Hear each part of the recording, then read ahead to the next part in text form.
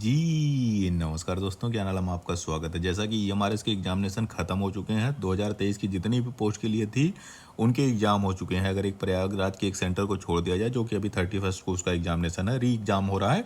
बाकी सारे जो है ईएमआरएस की पोस्ट की वैकेंसीज की जितने एग्जाम होने थे 2023 के लिए, वो हो चुकी है। अब 24 में अभी आने में थोड़ा समय है, तो उस समय के बीच में जो हमारा समय अब बच रहा है, तो हम किसी और पे, जो भी लोग टीचर की तैयारी कर रहे हैं, उनके लिए एक खबर है, उनके लिए एक न्यूज़ है कि अगर वो नर्सिंग में असिस्टेंट टीचर नर्सिंग के लिए को तैयारी करना चाहते हैं, तो DSSB जो दिल्ली स्टाफ सिलेक्शन बोर्ड है, वहाँ पे वैकेंसी निकली हुई है। तो उसकी अगर आप दिल्ली में सरकारी अध्यापक की नौकरी करना चाहते हैं, तो आपके लिए एक अच्छा अवसर है। तो इस वीडियो में हम लोग total post, eligibility, exam pattern, cut off आज के बारे में चर्चा करेंगे कि क्या पूरा पैटर्न है, सिलेबस क्या है, सैलरी क्या है, सारी चीज़ें देखेंगे। तो चलिए शुरू करते हैं।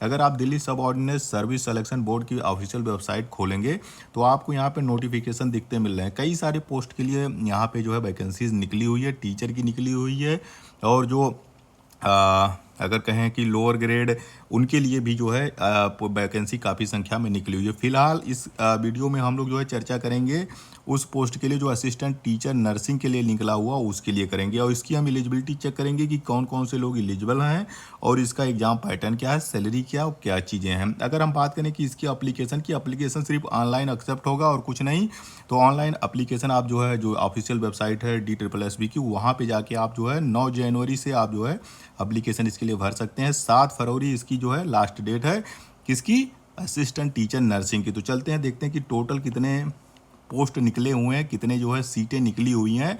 तो 3 जगह पे आपकी नियुक्ति होगी। एक तो असिस्टेंट टीचर नर्सरी फीमेल के लिए निकली हुई है, असिस्टेंट टीचर नर्सरी के लिए निकली हुई है, असिस्टेंट टीचर नर्सरी के लिए निकली हुई है। कहाँ कहाँ निकली हुई है, एक म्यूनसिपल कॉरपोरेशन दिल्ली में, डायरेक्टोरेट ऑफ एजुकेशन में, और न्यू दिल्ली म्यूनसिपल काउंसिल में। ये 3 जगह है, 3 डिपार्टमेंट हैं जहाँ पे ये वैकेंसी आपकी निकली हुई है। अगर टोटल पोस्ट की बात करें, तो टोटल पोस्ट है 1455 टोटल पोस्ट है। अगर इसमें UR देखें तो अनरिजर्व जो है वो 614 है, और OBC के लिए 377, SC के लिए 198 और 115 ST के लिए, और EWS के लिए 151 पोस्ट निकली हुई है। काफ़ी संख्या है, इसको आप कम मत समझिए, 1455 पोस्ट निकली हुई है। अब हम बात करते हैं कि इसके लिए क्या क्वालिफिकेशन, एजुकेशनल क्वालिफिकेशन होनी चाहिए, जो कि इसेंशियल है। इतना कम से कम मिनिमम आपके पास एजुकेशनल क्वालिफिकेशन होनी चाहिए। पहली जो चीज़ यहाँ पे लिखी हुई है कि सीनियर सेकेंडरी स्कूल क्लास 12, जिसका मतलब होता है सर्टिफिकेट, या फिर इंटरमीडिएट और इट्स इक्विवेलेंट। आपका जो है 12th पास आपको होना है, या फिर उसके इक्विवेलेंट आपके पास कोई डिग्री हो। उसके साथ क्या होना चाहिए, with at least 45% mark from recognised university या बोर्ड।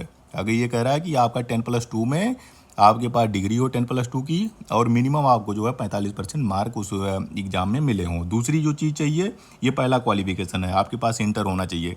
दूसरा, डिप्लोमा या सर्टिफिकेट कोर्स होना चाहिए, किसमें, नर्सरी टीचर एजुकेशन प्रोग्राम में, of duration of not less than 2 years, या फिर BEd नर्सरी हो फ्रॉम रिकॉग्नाइज्ड इंस्टीट्यूट। क्या चाहिए, एक तो आपको 10+2 चाहिए, 10+2 होना चाहिए, जिसमें आपको मिनिमम जो है 45% मार्क मिले हो। दूसरी चीज़, आपको सर्टिफिकेट या डिप्लोमा कोर्स चाहिए, किसमें, नर्सरी टीचर एजुकेशन प्रोग्राम में, कम से कम 2 साल वाला, या फिर आपके पास BEd नर्सरी की सर्टिफिकेट हो, वो आपको चाहिए। तीसरा जो चीज़ चाहिए वो है कि मस्ट है passed Hindi at secondary level. जो सेकेंडरी इंटरमीडिएट में, उसमें हिंदी आपका क्वालिफाई होना चाहिए, आप पास ही होंगे। और अगर आपको हिंदी, मतलब इसका मतलब है कि हिंदी आपका जो है एक मीडियम रहा हो, एक भाषा रही हो। तो ये इसेंशियल क्वालिफिकेशन है असिस्टेंट टीचर नर्सिंग के लिए, अगर आप अप्लाई करना चाहते हैं। अब एक्सपीरियंस इसके लिए कोई ज़रूरत नहीं है। अगर पे स्केल की बात करें, सैलरी की बात करें, तो आपको 35,400 रुपये से लेकर 1,12,400 रुपये मिलेगा, जो कि पे लेवल 6 में आता है।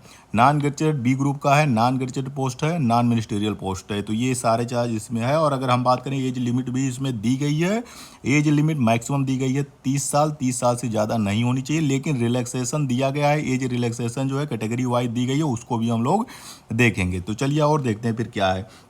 अब हम एग्ज़ाम पैटर्न की बात कर लें। एग्ज़ाम पैटर्न अगर बात करें, तो ये 2 घंटे का पूरा पेपर आपका होगा, जिसमें आपको 200 क्वेश्चन पूछे जाएंगे। टोटल मार्क 200 अंकों का होगा, मतलब 2 घंटा 200 क्वेश्चन 200 अंक का, मतलब एक क्वेश्चन 1 अंक का होगा। इसके बाद आप आ जाइए, वही ग्रांड टोटल वही 200 का है। अब आप इसमें सिलेबस देख लेते हैं। सिलेबस क्या है? ये तो पैटर्न होगा कि आपका 2 घंटे का पेपर होगा, एमसीक्यू क्वेश्चन पूछे जाएंगे, मल्टीपल चॉइस क्वेश्चन होंगे, 200 क्वेश्चन होंगे और एक क्वेश्चन के लिए 1 नंबर मिलेगा, मतलब कुल टोटल 200 अंकों का आपका पेपर होगा। अगर सेक्शन 1 की बात करें, इसमें जो सिलेबस है, सिलेक्शन में दो सेक्शन दिया गया, एक सेक्शन ए दिया गया और एक सेक्शन बी दिया गया है। तो सेक्शन ए में जो कि 100 नंबर का होगा, सेक्शन ए 100 नंबर का है और सेक्शन बी भी 100 नंबर का है। अब इसको देख लीजिए। पहले सेक्शन ये देखते हैं कि ये एमसीक्यू बेस होगा, 1 मार्क ईच क्वेश्चन का होगा, जिसमें आपका पहला जो पोर्शन है वो है जनरल अवेयरनेस की, general awareness, GK GS, current affair. दूसरा जो इसका सिलेबस है वो है general intelligence and reasoning ability, यानी रीजनिंग पूछी जाएगी दूसरा। और तीसरा इसका है अर्थमेटिकल एंड न्यूमेरिकल एबिलिटी, यानी मैथ पूछी जाएगी। चौथा इसमें है टेस्ट ऑफ हिंदी लैंग्वेज और कंप्रीहेंशन हिंदी आएगी plus test in English language. तो हिंदी भी आएगी और इंग्लिश भी आएगी। इस तरह से टोटल 100 मार्क होंगे।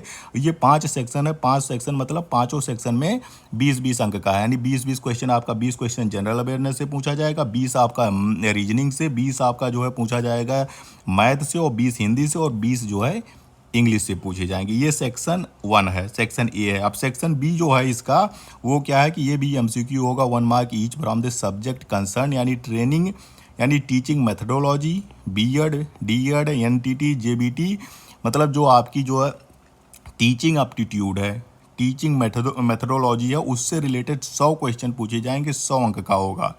ये तो रहा आपका सिलेबस। अब आगे देख लेते हैं, इसमें क्या देखना है कि निगेटिव मार्किंग है कि नहीं है। पहली जो चीज़, एक जो और मेन चीज़ आपके लिए इंपॉर्टेंट है कि जो इसका सेक्शन बी है, जो टीचिंग मेथडोलॉजी से रिलेटेड है, उसमें आपको क्वालिफाई करना ही करना होगा, मतलब मैंडेटरी है, मिनिमम मार्क्स लाना, आपको मिनिमम मार्क लाने होंगे। वो मिनिमम मार्क कितना है उसको भी हम लोग देखेंगे। ये जो इसका जो सेक्शन ये है, जो जीके जीएस वाला पोर्शन है, वो क्वालिफाइंग नहीं है, उसमें आप कितना भी ले आओ, कितना कम भी ले जाओ, कोई दिक्कत नहीं है।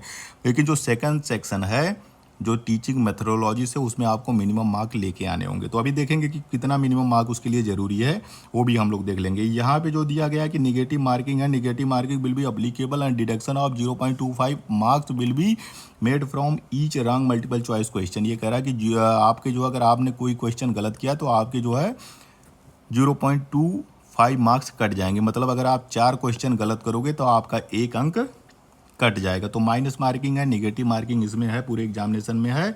अब हम बात करते हैं कि जो क्वालिफिकेशन आपको चाहिए, मिनिमम क्वालिफिकेशन जो आपको क्वालिफाई करना है, सेक्शन बी।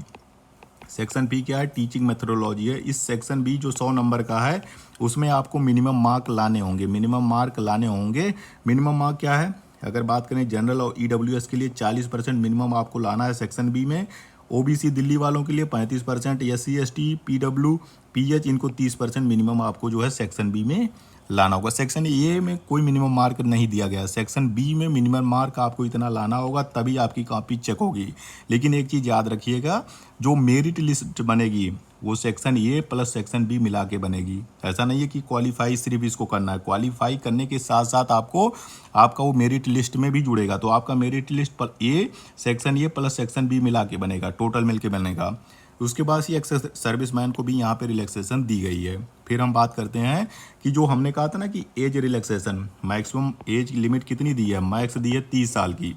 लेकिन इसमें जो है गवर्नमेंट आर्डर के हिसाब पे अपर लिमिट में थोड़ी सी रिलैक्सेशन मिलती है। तो एससी एसटी को 5 साल के लिए एज रिलैक्सेशन, यानी जो है 30 साल प्लस 5 साल, 30 प्लस 5, इनको 35 साल तक जो है, जो भी 35 साल तक के हैं उनको जो है एप्लीकेशन ये भर सकते हैं। फिर ओबीसी के लिए 3 साल की छूट दी गई है। ओबीसी को 3 साल मतलब 33 साल हो जाएंगे। अगर आप जो है ईडब्ल्यूएस में आते हैं या फिर जो होता है दिव्यांगजन में है, तो आपको 10 साल की छूट मिलेगी, यानी 40 साल तक आप फॉर्म भर सकते हैं। एससी एसटी हैं प्लस आप दिव्यांग हैं तो आपको 15 साल की छूट है। दिव्यांग है प्लस ओबीसी हैं तो आपको जो है 13 साल की छूट मिलेगी। तो ये सारी चीज़ हो गई एज रिलैक्सेशन की।